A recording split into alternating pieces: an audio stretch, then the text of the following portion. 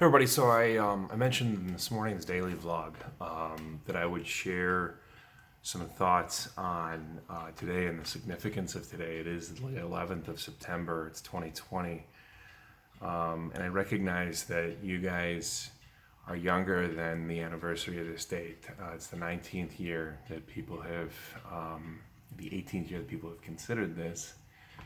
The very first year, of course, was we were all just thrown into it. So I've been debating how to share about it, how to talk about it, what might be useful to you, and I thought I would go ahead and share my story. For me, it was the quote watershed moment. They say every generation has one. For my parents' generation, I think they had two.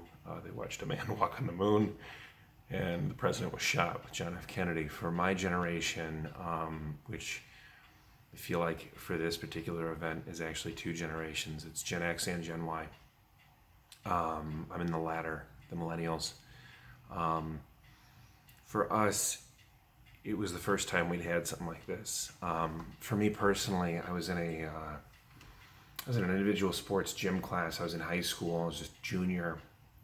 And that particular morning, we left school, first hour, normal day. We went to the golf course near the high school that I went to. I went to Warren. We were at Bittersweet Golf Course in Gurnee on the driving range. And we just were out there hitting squirrel killers. None of us were very good at golf. I'm still bad at golf. So squirrel killers are those straight across the fairway shots. Nobody was out there hitting nice 200 yard drives or anything. Squirrel killers. Just having fun, goofing around, being high school kids.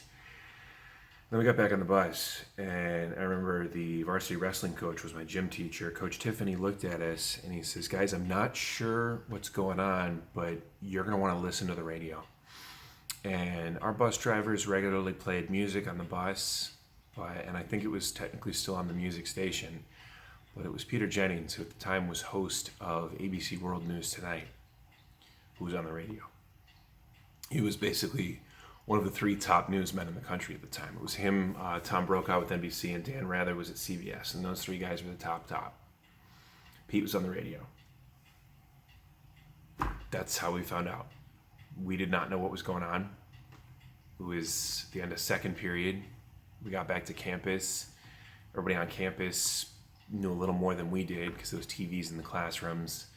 But really we had no idea. I mean, the whole thing had basically already happened by the time my group heard about it, by the time I heard about it. We did our best to go through the rest of the day. Some teachers tried to keep us on task. Some tried to let us talk about it. Nobody was entirely sure what to do.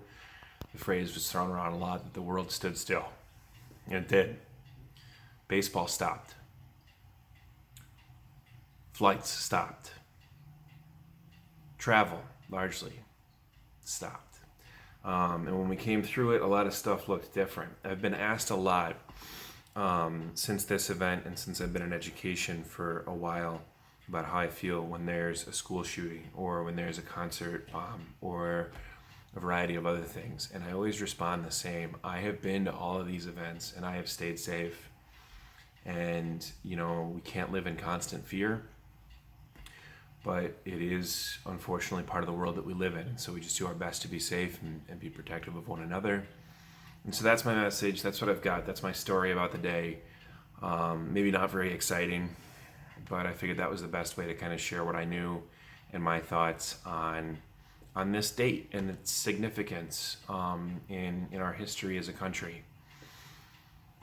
I always tell you, since we're dealing with a new thing, of course, now, to take care of yourself and one another. Good advice at any given time.